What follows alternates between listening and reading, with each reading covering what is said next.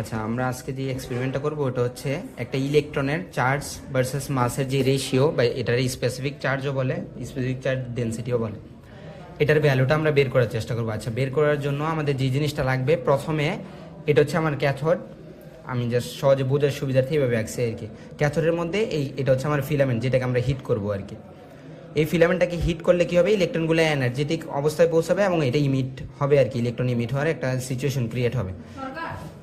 আচ্ছা, ইলেকট্রনটা ইমিট হবে হচ্ছে এই হিটটা পায়, মানে এই সোর্সটার মাধ্যমে আমরা ইলেকট্রিক্যালি এই ফিলামেন্টটাকে হিট করবো, দেন ইলেকট্রন ইমিট হবে।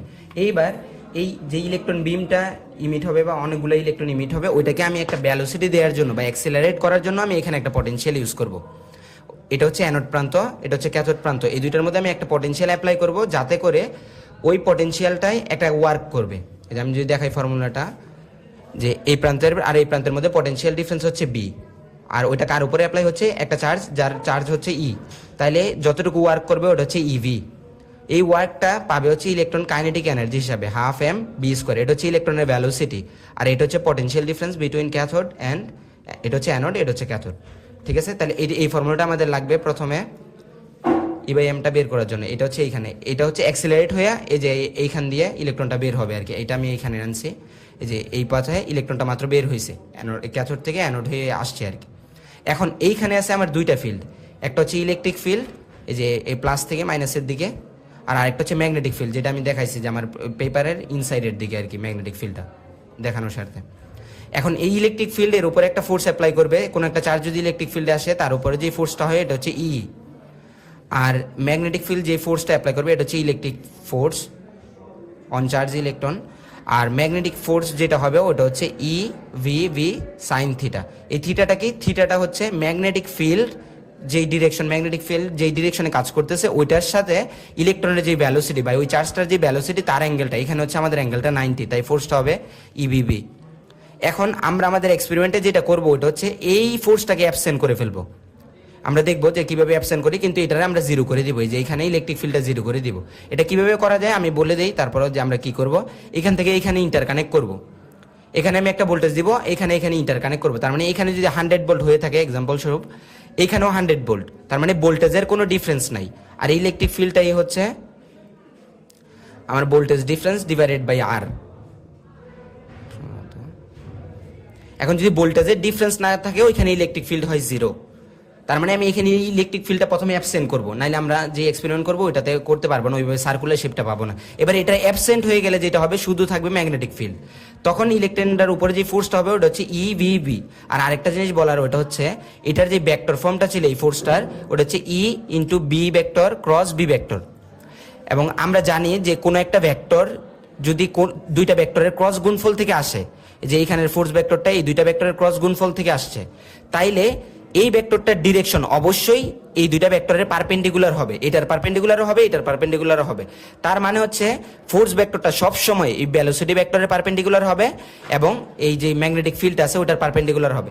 আমাদের ক্ষেত্রে ভেলোসিটি ভেক্টরটা হচ্ছে এই বরাবর আছে, আর ম্যাগনেটিক ফিল্ডটা সবসময়, মানে ম্যাগনেটিক ফোর্সটা দেখা যায় হচ্ছে এই বরাবর কাজ করে আর কি, এই বরাবর অথবা এই বরাবর, আমি যেইভাবে কারেন্ট দিব ওই হিসাবে হবে আর কি।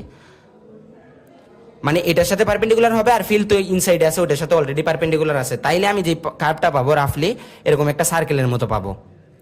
আচ্ছা, এখন আমার কথা হচ্ছে এইটা, যে এরকম একটা ফোর্স যেটা কাজ করতেছে ভ্যালোসিটির পারপেন্ডিকুলার এবং পাথটা হইতেছে সার্কুলার, তাইলে এই ফোর্সটা কি ফোর্স হিসাবে কাজ করবে, সেন্ট্রিপেটাল ফোর্স হিসাবে।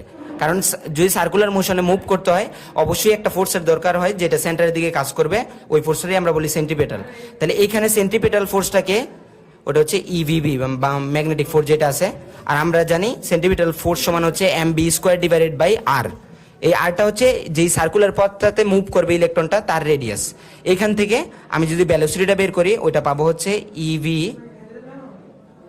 আর ডিভাইডেড বাই এম। এটা হচ্ছে আমি ভ্যালোসিটির ভ্যালুটা পাইলাম এই যে সেন্ট্রিপিটাল ফোর্স হিসাবে ম্যাগনেটিক ফোর্সকে ইকুয়েট করে আর কি।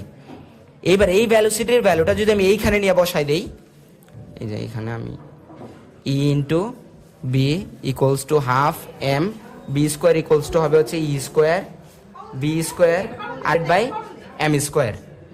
ঠিক আছে, এখান থেকে একটা এম ক্যান্সেল হয়ে যাবে, এখানের একটা ই ক্যান্সেল হয়ে যাবে, তাহলে এখানে থাকবে ই বাই এম শুধু। আর এইখানে যে ফর্মুলাটা আমি E/m এর জন্য লিখি, তাহলে এটা হবে 2 × V divided by B square R square. এখানে আমি পরিচয়টা আরেকবার বলতে চাচ্ছি, এই বিটা কি ছিল? এই বিটা ছিল ওই যে ইলেকট্রনটা অ্যাক্সিলারেট করার জন্য যে ভোল্টেজটা ইউজ করা হয়েছে, মানে ক্যাথোড এবং অ্যানোডের মধ্যে যে ভোল্টেজটা ইউজ করা হয়েছে ওই বিটা, ওইটা হচ্ছে ওই পটেনশিয়ালটা হচ্ছে বি। আর এই বিটা কি? এই বিটা হচ্ছে ম্যাগনেটিক ফিল্ড ইন্টেন্সিটি, যেটার মধ্যে ইলেকট্রনটা আসছিল ওইটার ইন্টেন্সিটিটাই হচ্ছে এই ভি। আর এই রেডিয়াসটা কি? যখন ইলেকট্রিক ফিল্ড থাকবে না, তখন এটা যখন সার্কেলে মুভ করবে, তখন ওই সার্কুলার পথের যে রেডিয়াস ওটা হচ্ছে আর। আচ্ছা, আমরা এতক্ষণ যেটা দেখলাম ওইটার ইলেকট্রিক ফিল্ডে কাজ করবে হচ্ছে যে এখানে একটা প্লেট আছে আর এখানে একটা প্লেট আছে, এই দুইটা ফিল্ডের মধ্যে থাকবে ইলেকট্রিক ফিল্ড। আর ম্যাগনেটিক ফিল্ডটা আমরা ডিরেক্টলি কোনো ম্যাগনেট দিয়ে ক্রিয়েট করবো না, এইখানে আমরা কারেন্ট দেবো এই কয়েলে। এই কারেন্টের কারণে আমরা ম্যাগনেটিক ফিল্ড এখানে ক্রিয়েট করতে পারবো আর কি, ওইটার থ্রুতে ম্যাগনেটিক ফিল্ড আসবে। আর এইখানে হচ্ছে আমার ফিলামেন্টের দুইটা পয়েন্ট দেখাই, এই দুইটাতে হচ্ছে আমার ফিলামেন্ট আছে, যে কোনো একটা থেকে আমি ক্যাথোডের কানেকশন নিতে পারবো। আর অ্যানোডটা কোথায় পাবো আমরা? এই যে অ্যানোডের টার্মিনাল হচ্ছে এইখানে। আর আমি যেই সোর্সটার থ্রুতে ফিলামেন্টটাকে হিট করবো ওটা হচ্ছে আমার এসি সোর্সটা, এই যে এটা এখানে একটা এসি সোর্স আছে যার আরএমএস ভ্যালু হচ্ছে 6 ভোল্টের কাছাকাছি আর কি। ওই ভোল্টের থ্রুতে আমি ফিলামেন্টটাকে হিট করবো যাতে করে ইলেকট্রনটা ইমিট হতে পারে। এবার যে আমি সার্কিটে চলে যাই ডিরেক্ট,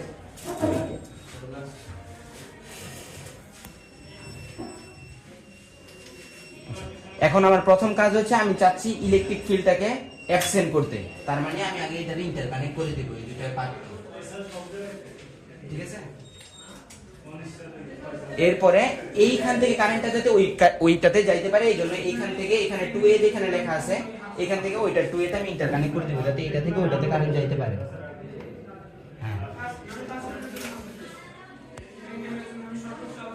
এরপরে এখানে যদি আমি দেখি আমার ক্যাথোডটাকে অবশ্যই ইলেকট্রন বের করার জন্য হিট করতে হবে, এইটাকে এই সোর্সের থ্রুতে আমি হিট করব, এই যে ফিলামেন্টের এখানে ইনসার্ট করব।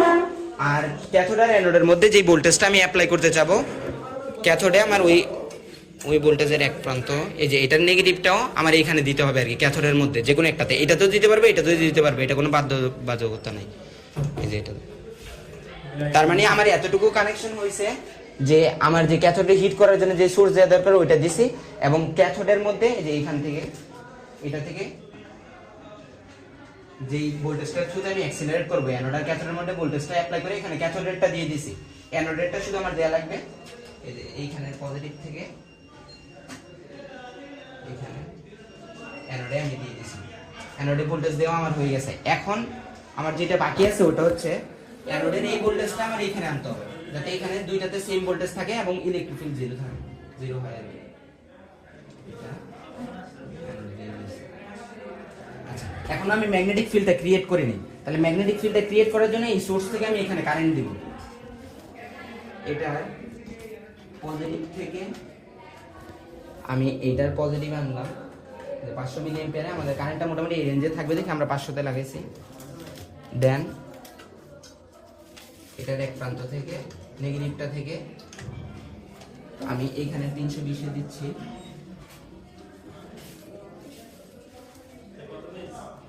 দেন এইটার 320 থেকে আবার নেগেটিভে নিয়ে যাচ্ছি।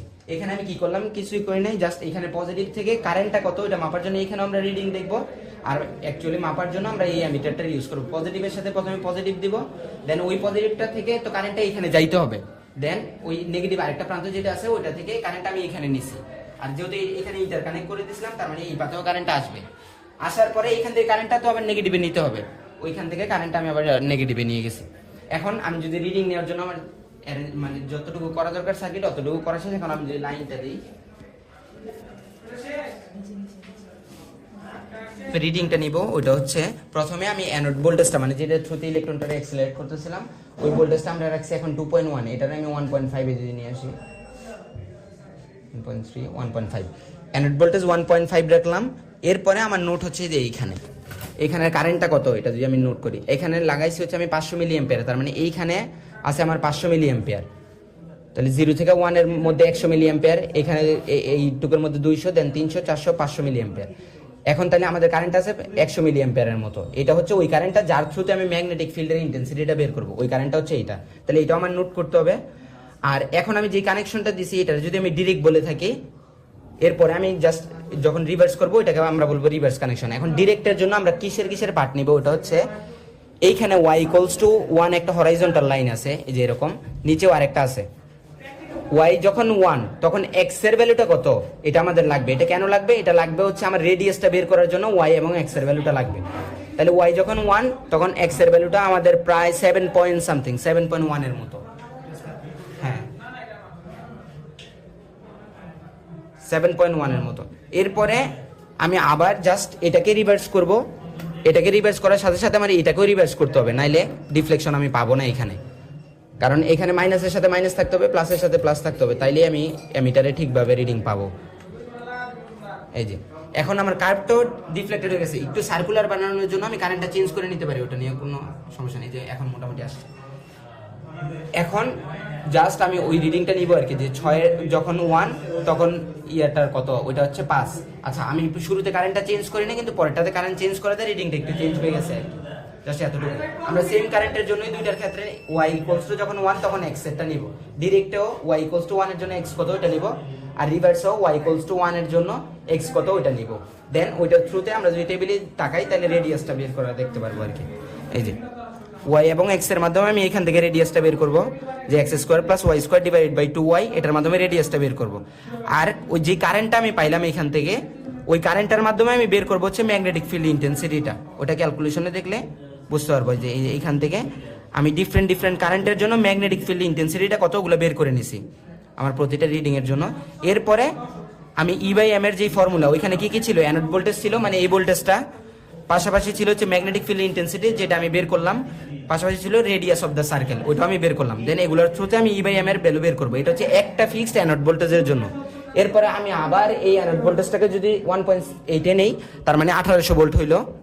এই 1.8 এর জন্য সেম ভাবে আমি y যখন 1 তখন x এর ভ্যালু কত ডিরেক্ট এবং রিভার্সে এটা নিব। ঠিক আছে।